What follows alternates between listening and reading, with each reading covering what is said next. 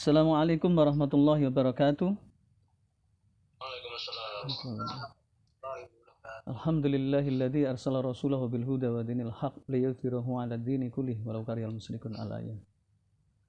Asyhadu an la ilaha illallah wa asyhadu anna Muhammadan abduhu wa rasuluh la nabiyya ba'dah. Allahumma shalli wa sallim wa barik ala sayyidina Muhammad wa ala alihi wa sahbihi ajma'in amma ba'du. Subhanaka la ilma lana illa ma 'allamtana innaka antal alimul hakim. Rabbi shrah li sadri wa yassir li amri fahlul 'uqdatam min lisani yafqahu qawli amma ba'du.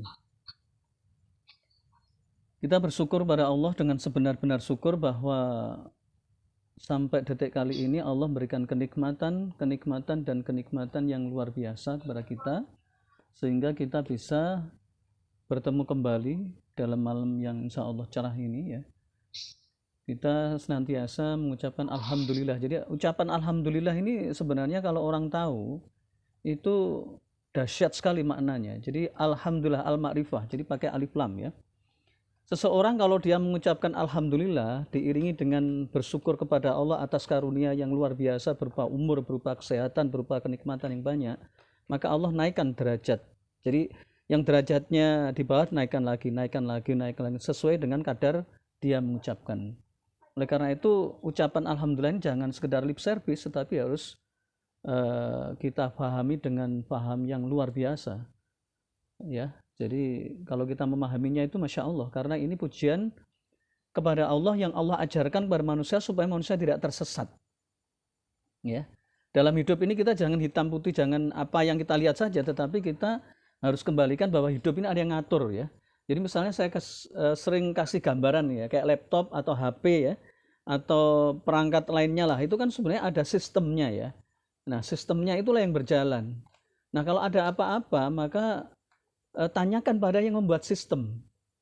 Seperti dunia ini, kalau misalnya ada apa-apa itu tanyakan pada Allah ya. Jangan menggantungkan sesuatu itu pada dunia.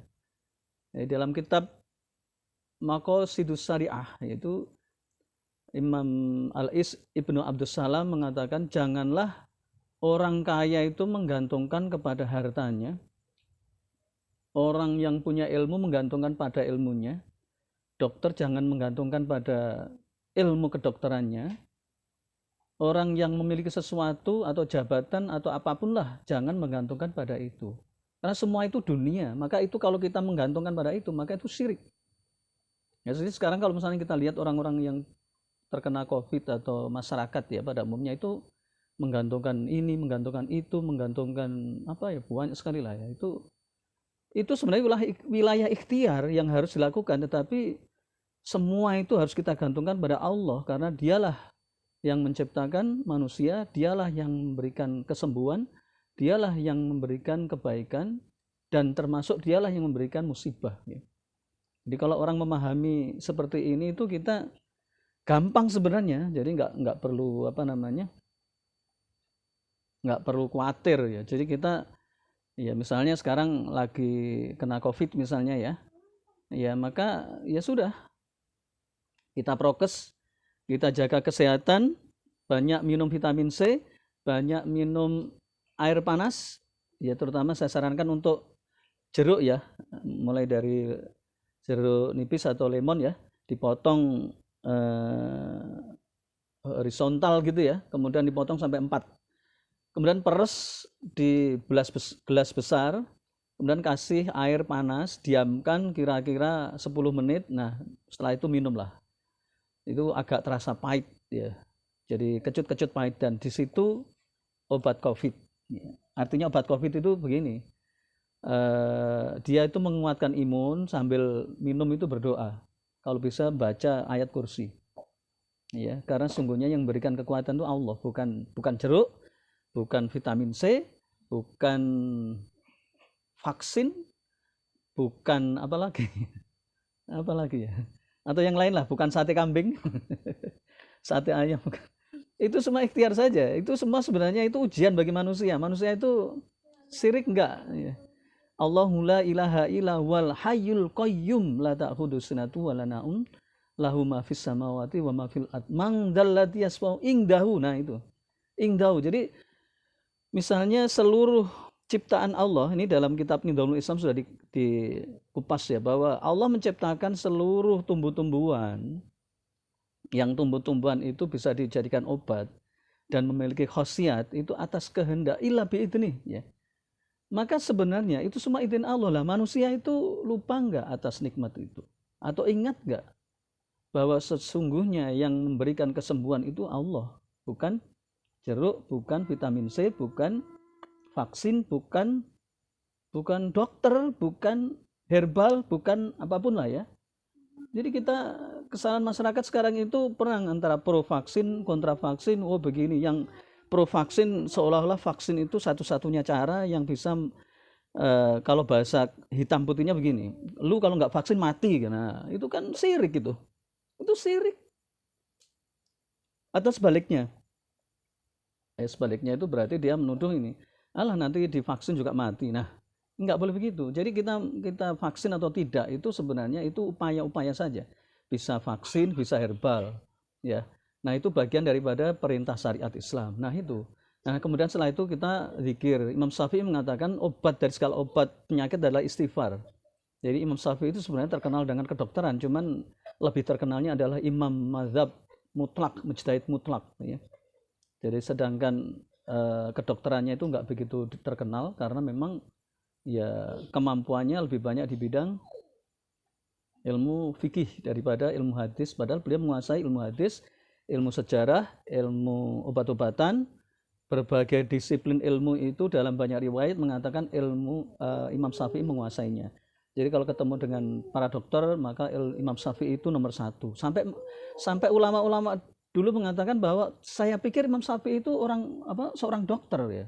Itu saking pinternya itu. Nah Imam Syafi'i mengatakan bahwa obat dari segala obat penyakit itu istighfar. Nah, sekarang orang enggak bikin dosa banyak dengan memfitnah, menggibah, dengan macam-macam. Itu gimana terusan? Apalagi punya keyakinan, oh jangan divaksin kamu nanti mati, atau harus vaksin kamu matilah. Itu syirik itu. Dia enggak menyadari kalau itu syirik, perbuatan syirik. Ya. Jadi kalau pengen vaksin, ya vaksin saja.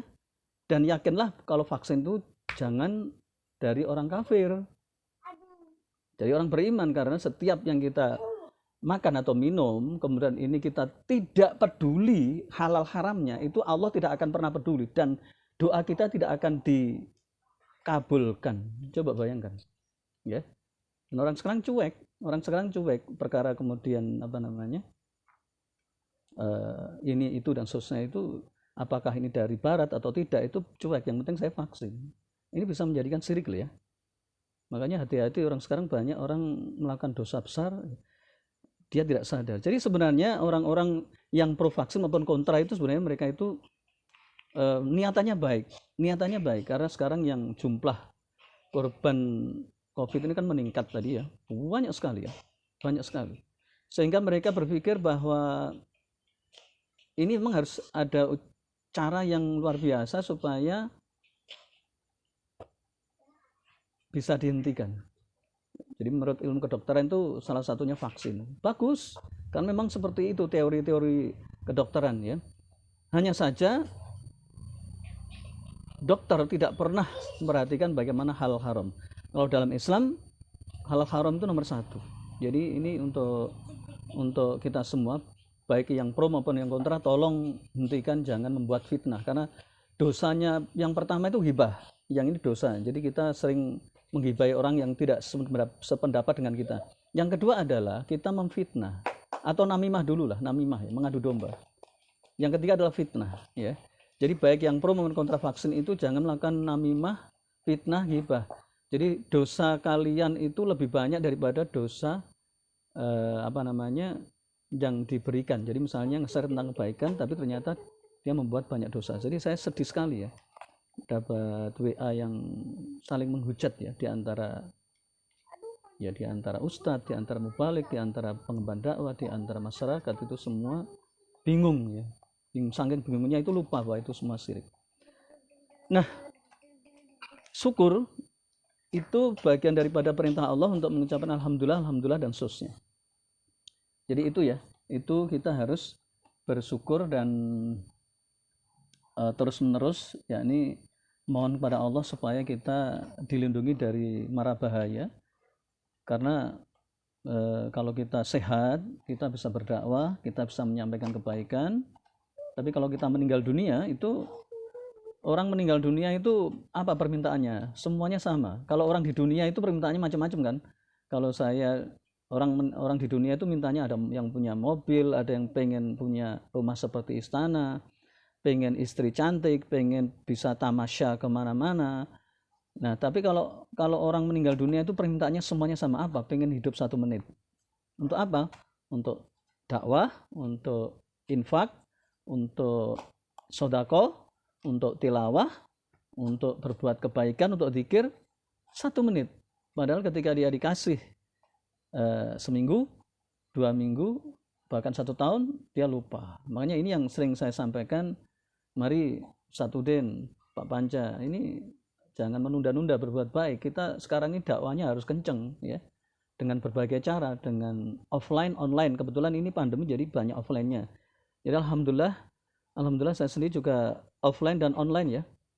Tapi banyak offline-nya ya. Setiap Jumat itu saya ngisi di Ciracas yang tadi saya cerita, itu sudah berapa bulan tuh ya. Itu ya karena orangnya orang awam ya, mereka nggak bisa kayak gini. Mereka nggak bisa kayak gini. Ya. Jadi kalau apa namanya online kan bisanya orang-orang yang memang harus online ya. Tapi kalau offline kan memang harus ini ya.